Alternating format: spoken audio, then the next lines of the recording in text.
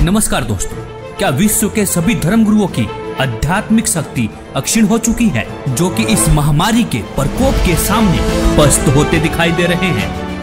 दोस्तों, गौर करने वाली बात यह है, हम बड़े बड़े मंदिरों में जाकर पूजा करते हैं,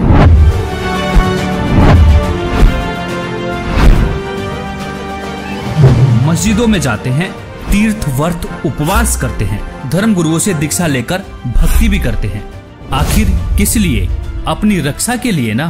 और दूसरी तरफ हिंदू धर्म के प्राचीनतम और आधारभूत सदग्रंथों में से एक ऋग्वेद के मंडल नंबर 10 के सूक्त 161 पर परमेश्वर के गुणों में लिखा हुआ है, यदि किसी रोगी की जीवन शक्ति समाप्त हो, यदि वह सीमा से भी परे हो गया है, यदि वह मृत्यु के सन्निकट चला गया है, तो भी उसे मैं भारी कष्टप्रद रोग के पंजे से मुक्त कराऊं तथा उसे शतवर्ष अर्थात 100 वर्ष के जीवन हेतु बल संपन्न करूं। दोस्तों, यह सुन आप यह भी कहेंगे कि यह तो किताबी बातें हैं, ऐसे कैसे हो सकता है?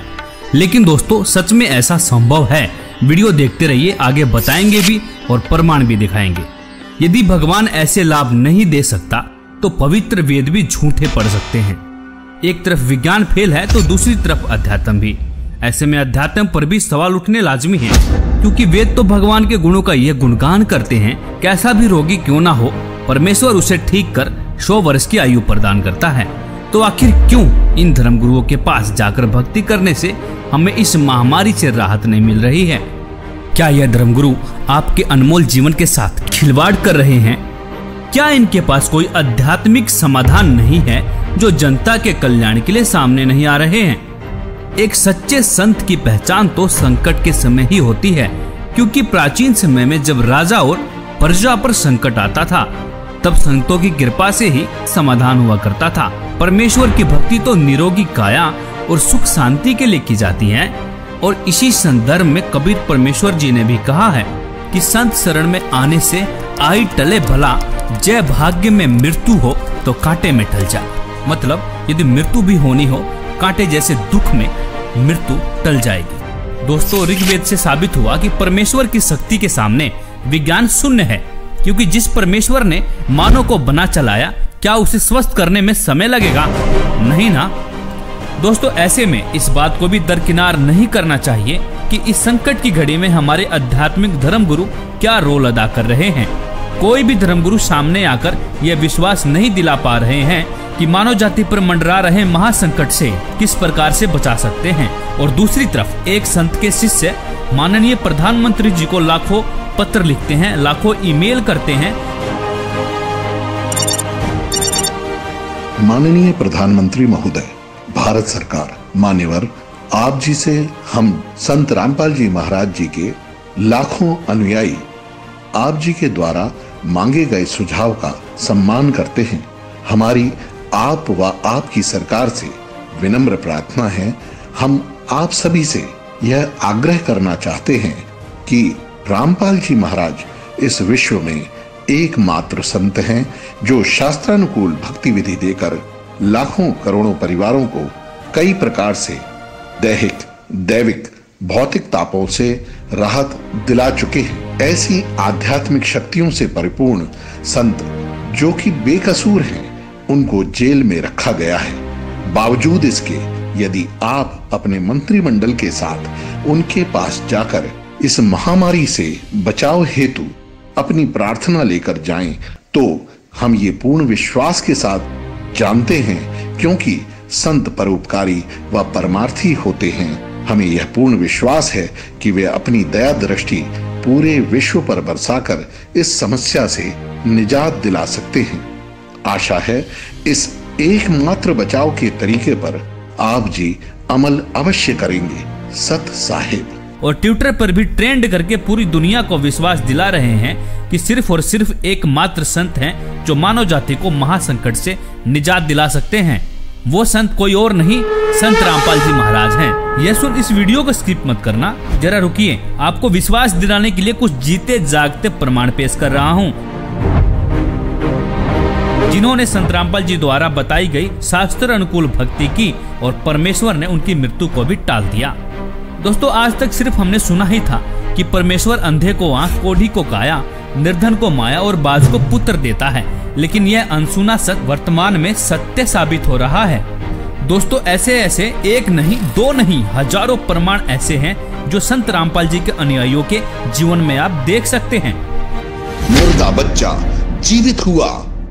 जब मैं मजदूरी पे चला गया तो पीछे से उसकी मृत्यु हो गई जी, लड़के की। 1.5 साल का लड़का था 10 का, और उसकी मृत्यु हो गई। जब घर आके जब मैंने देखा जी, उसकी स्थिति देखी तो हाहाकार मच रही थी। आस पड़ोस वाले भी इकट्ठे हुए, सभी ऐसे अफसोस मना रहे थे। वो बच्चे की लाश लेकर मैं गया जी, गांव का डॉक्टर है, डॉक्टर ने चेक किया जी उसको और कहता कि इसको घर में ले जाए, इसमें श्वास नहीं है। और मैं घर में आते आते ऐसे रखा बच्चे को, तो मैंने गुरुजी से अरदास लगाई घर में ही जी, और मैंने कहा कि हे परमात्मा, जब आप मेरी आजू बढ़ा सकते हो, मेरे रोग, ये कैंसर तक का रोग ठीक कर सकते हो मालिक, इसकी भी रक्षा करो दाता, इसकी भी आजू बढ़ाओ।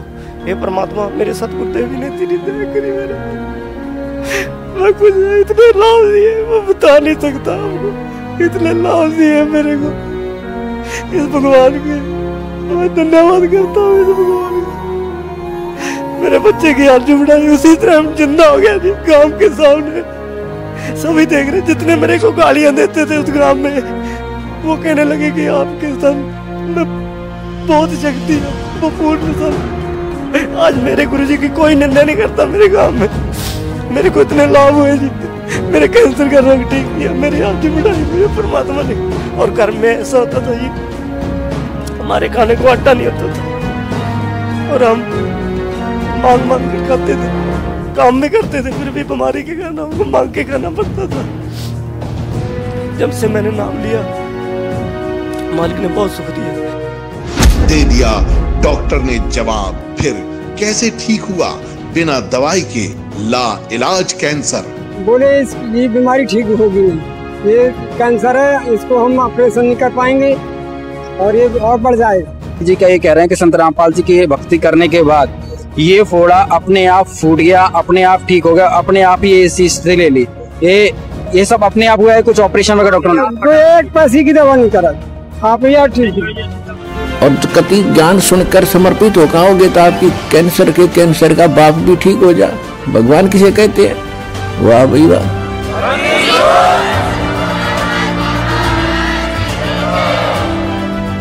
मुर्दा हुआ जिंदा।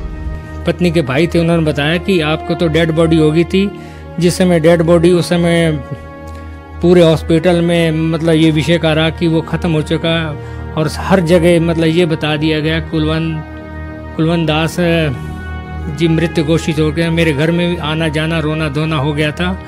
ठीक 1 घंटे बाद जब मुझे पूरी तरह होश आया, तो फिर मैंने अपनी राम कथा सुनाई कि मुझे उस वक्त ऐसा महसूस किया कि हकीकत में ये हुआ कि 3 दूत आए और मेरे प्राण लेकर सबसे पहले मुझे गणेश जी, ब्रह्मा जी, विष्णु जी, शिव जी तथा माँ दुर्गा देवी के लोकों से पार लेते हुए काफ़ी दूर ले गए।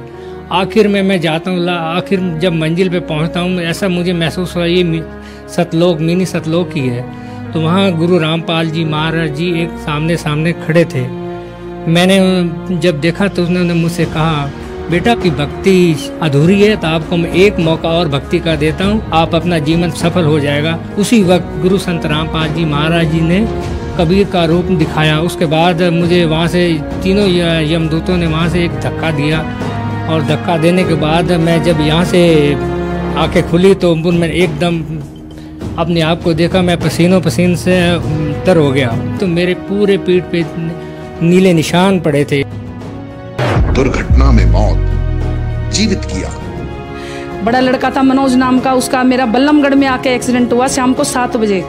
जब भी लड़के को ऐसे लिटा दिए, मेरे सर पे से चद्दर उतार दिए, सोल उतार कर उसको ढक दिए और अंगूठे दोनों बांध दिए लड़के के, जैसे संसारे में बांधते हैं। बांधने के बाद फिर मैं संत रामपाल जी महाराज से प्रार्थना लगाई, हे मालिक, मैं जय गुरुदेव की भक्ति से गई थी, पति को खो के गई थी मैं, पति खत्म हो गए थे, उसके बाद में आपकी भक्ति ली थी, ये होने वाला था, तो आप इसकी शादी क्यों की? फिर बहू ने फ़ोन मिलाया कि आप कहाँ पे हो? मैं बोली हम ठीक हैं, हम कहाँ पे नहीं हैं, तू घबराए मत। तो बहू बोली नहीं, कुछ ना कुछ बात तो हो गई है, मेरे को क्यों छुपा रहे हो मेरे से, मेरे वीडियो कॉलिंग पे बात करवाओ। जब मैं गुरुजी को प्रार्थना लगाई झोली फसार के कि मालिक ये क्या होने होता, गुरुजी वहीं पे प्रकट हो गए। संत रामपाल जी महाराज प्रकट होके और लड़के को सोते हुए को आशीर्वाद दे के उठाए। फिर उसके बाद मेरे को आशीर्वाद दिया गुरुजी ने। फिर उसकी सास आई हॉस्टल के अंदर, बोली अपने गुरु को नहीं छोड़ेगी। मैं बोली मैं नहीं छोड़ूंगी गुरु को, मैं सबको छोड़ दूंगी, गुरु को नहीं छोड़ूंगी। गुरु के पीछे तो संत रामपाल जी महाराज के पीछे तो आज ये बेटा जिंदा है, नहीं तो मेरे बेटे को रात को ही मैं खो देती, आज मट्टी लग जाती। डॉक्टरों ने जैसे देख लिया तो भाई बिल्कुल जीरो रिपोर्ट, नब्ज नाड़ी कुछ भी नहीं है। उसके बाद में सुमरन जैसे संत रामपाल जी महाराज से अर्जी लगवाई तो इनको होश आया, तो डॉक्टर भी एकदम से अचंभित रह गए कि ये क्या चमत्कार है। एक तो रिपोर्ट 0-0 बता रही है और एक इनको आधे घंटे में ही होश आ गया, ये तो बहुत बड़ा चमत्कार है। तो चमत्कार को देख के सारे डॉक्टर सारे अचंभित रह गए कि ये तो कोई बहुत बड़ा चमत्कार है। तो ये संत रामपाल जी महाराज का चमत्कार है जो कि हम सतभक्ति करते हैं।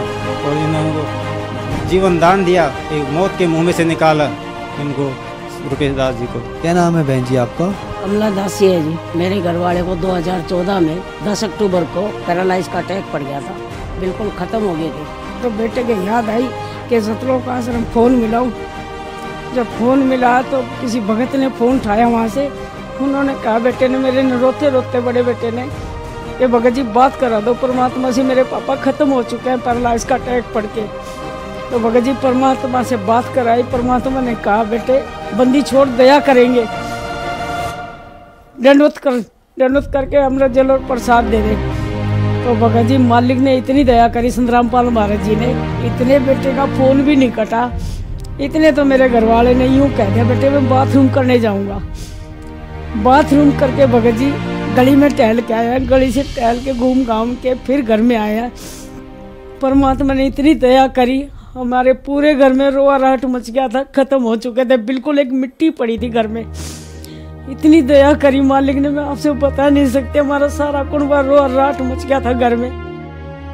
उसके बाद भगत जी सुबह गए सतलोक आश्रम, तो परमात्मा दर्शन देने आते हैं, सर पे हाथ रख के कहते हैं कौन मरा है? अभी नहीं मरा है, भक्ति कर बेटे दब के। उसके बाद सर जी आपको क्या बताऊं, इतनी दूर बेटा खड़ा था, उससे कहा भक्ति कर बेटे, कौन मरे तेरा बाप? जो 3 हार्ट अटैक हो चुके थे, उससे पहले तो डॉक्टरों ने ये कहता था इतने जिएंगे, इतने ये दवाइयाँ खाते रहेंगे। आज 7 साल होने को है भगत जी, सारी दवाइयाँ छुट्टी हुई उनकी, 4 बार पैरालाइज हो लिया, 3 हार्ट अटैक, 7 अटैक कम नहीं होते भगत जी। आपको क्या क्या लाभ बताऊं, मालिक ने इतनी दया कर रहे हैं, संत रामपाल महाराज जी ने पूरा जीवन दान दे रखा है। उदाहरण के लिए अनुयायियों के अनुभव के वीडियो लिंक डिस्क्रिप्शन में देख भी सकते हैं। आप भी दुखों से छुटकारा पाना चाहते हैं तो आज ही बुक करें निःशुल्क पुस्तक ज्ञान गंगा। ज्ञान गंगा पुस्तक निःशुल्क मंगवाने के लिए अपना पूरा पता पिन कोड के साथ हमें लिखकर भेजें। हमारा व्हाट्सएप नंबर है 9992600893।